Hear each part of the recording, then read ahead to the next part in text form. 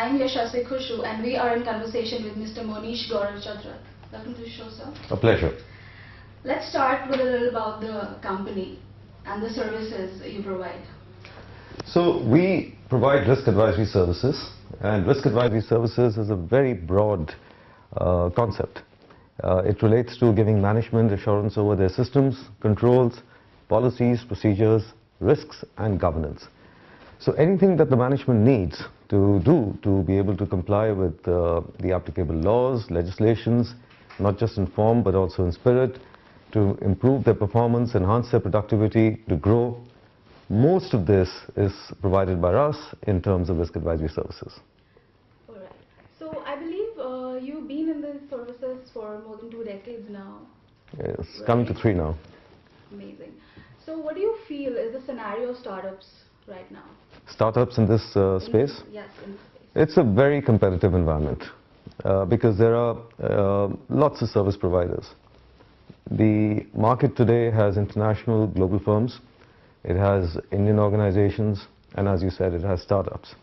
So it's extremely competitive. I think it takes time to be able to create and establish a certain degree of differentiation, and different organizations have their own concepts in terms of how to establish forms of differentiation. We've of course chosen our own unique way to differentiate what we do from the others. So like you said, the market is competitive. How do you keep up with the changing trends? That's a very important question, because there's so much that's changing, not just in India but across the globe, and we are driven by these changes. Today we are looking at a very unique environment. It's completely unprecedented. And in this unprecedented environment, one has got to invent, reinvent to be able to stay ahead of the curve. The global developments that are taking place that drive the need for our services are those which are in jurisdictions like the US, Europe, Asia, Japan, South Africa, Australia, New Zealand, and of course in India as well. We are a part of a global organization, and our global organization is called the KNAV Group. And the KNAV Group itself is a member firm of Alenian Global, which has offices in 393 locations across the globe. And we are connected.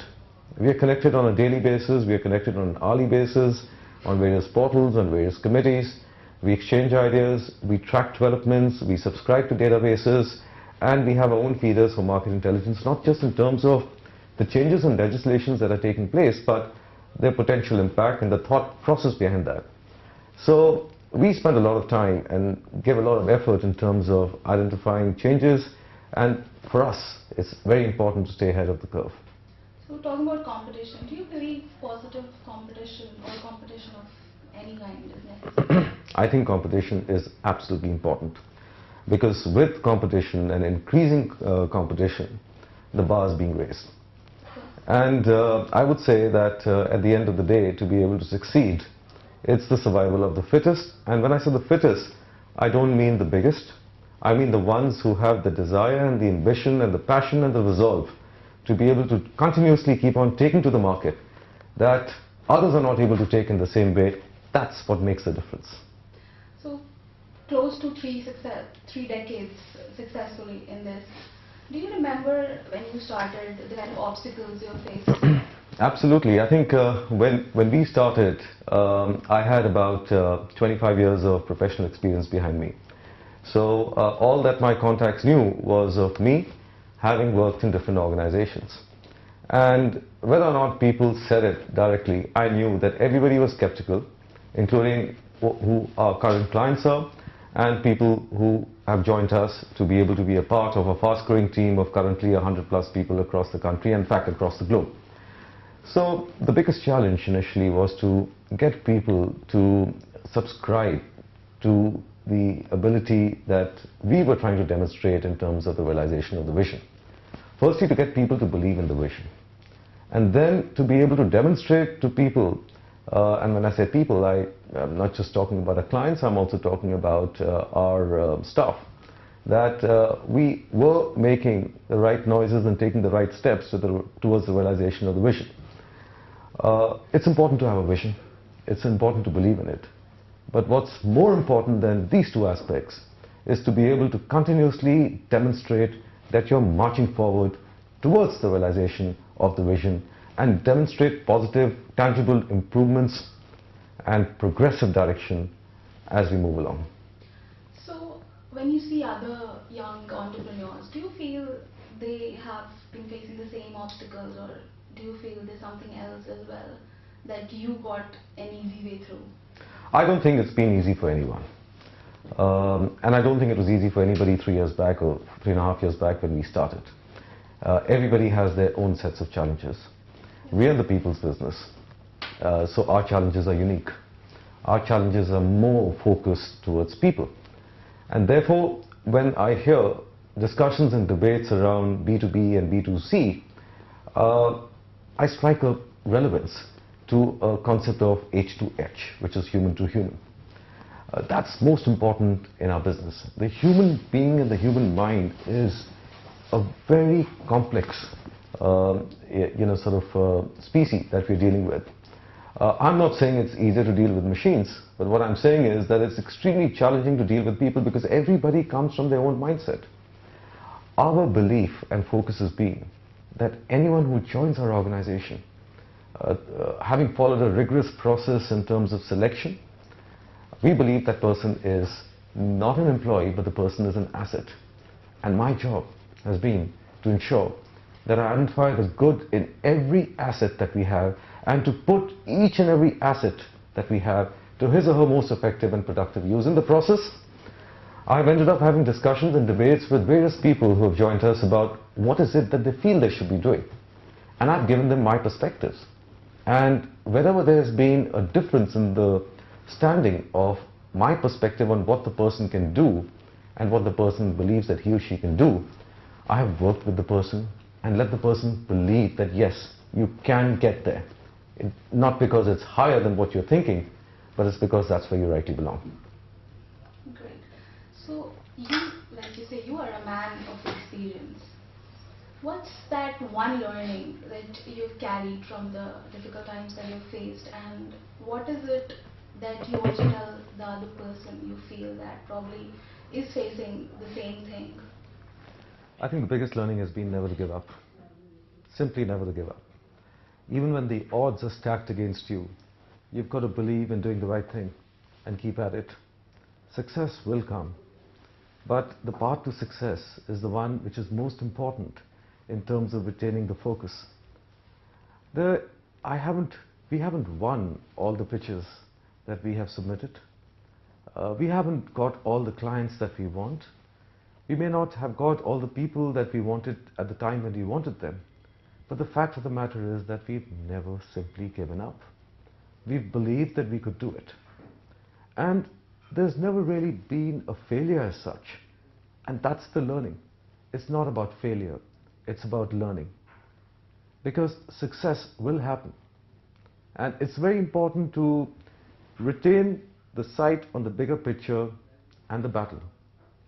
Some we may not win, we may not get there. But eventually, as long as we retain focus and believe in the fact that we can do it, we will. The best way to learn is to fall down and to get up and fight again. How much credit do you give to your clients for your success? The success that we've had, see, firstly, success is relative. Yes. I still believe that we have a long way to go in terms of the realization of our vision. Yes, we are a 3.5-year organization, which in a short period of 3.5 years has been recognized as the #1 in the area of our work in India today. And we're not the biggest. We're probably amongst the smallest of the more established ones.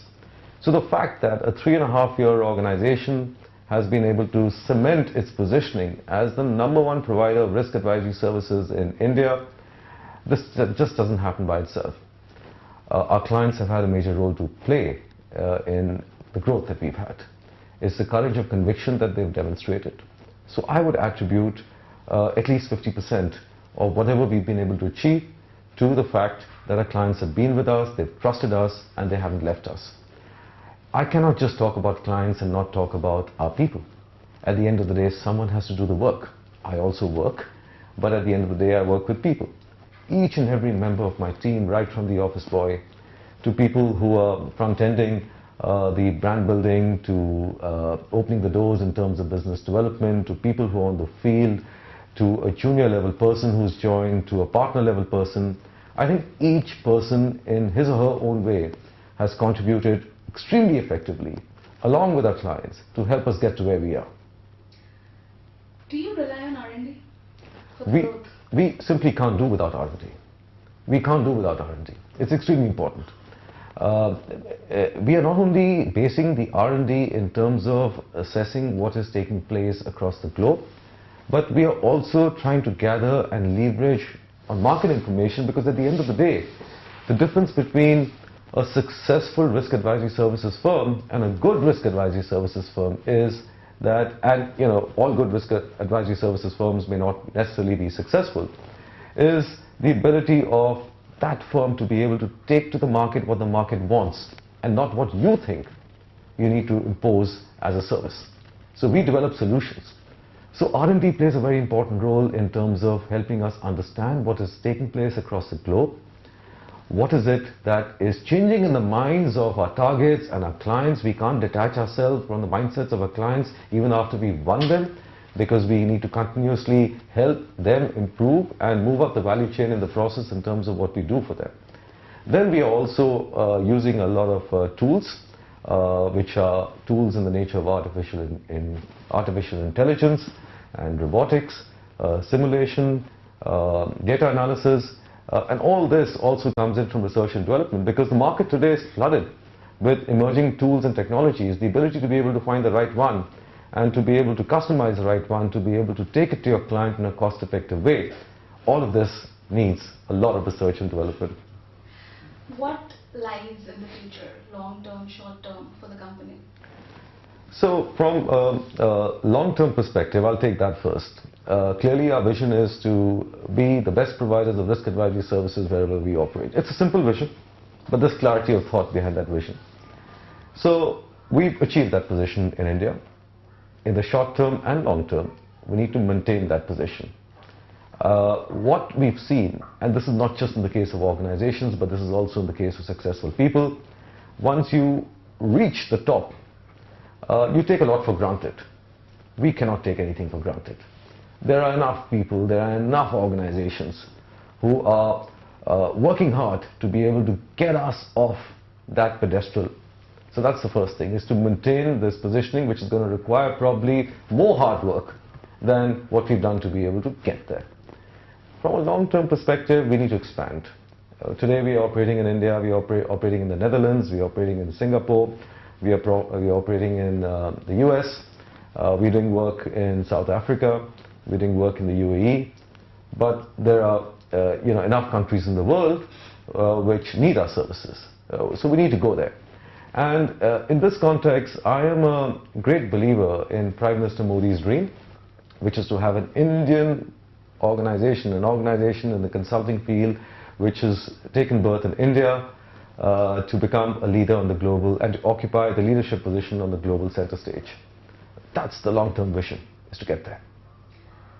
Apart from work, what else does interest you? Well, I like to read. I like to read. I think it's important to be able to take some time off and get perspectives of what is in the minds of successful writers, what are they trying to convey, and somehow try and correlate that to how we can utilize that in our business. I like to play chess. I think it's a great de-stressor, and it always helps you in many ways to anticipate moves and to find your way put yourself in a situation where you are continuously striving to be ahead of the curve. I really don't have much time. I haven't had much time in the last 3.5 years. I don't think that's going to change. But I do love to travel as well, and go for long walks and treks and drives. I have a passion for cars, so I have a lot of interest. But maybe someday I'll be able to do more of these. So, like you said, you like to read. Do you remember something that you've read that was majorly impactful? Absolutely. I read this in my 12th standard. It was in Shakespeare, and it was in King Richard II.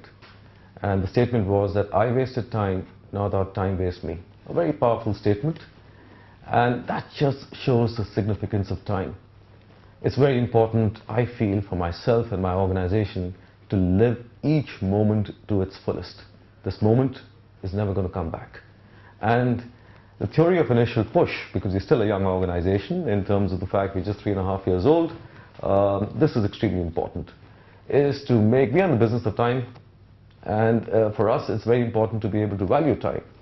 And hence, you can only value time if you ensure that you're doing nothing to waste the time that is coming your way, which you are in at the moment. Before we wrap, is there a message that you would like to give to the Business Connect readers and the viewers? Yes, dream. Dream. Dare to dream. Because those who dare to dream are the ones who succeed. So dream. Thank you so much for your time. Thank you So much. So this was Monish Gaurav Chatrath for you guys. I am Yashasvi Khushu and we are Business Connect.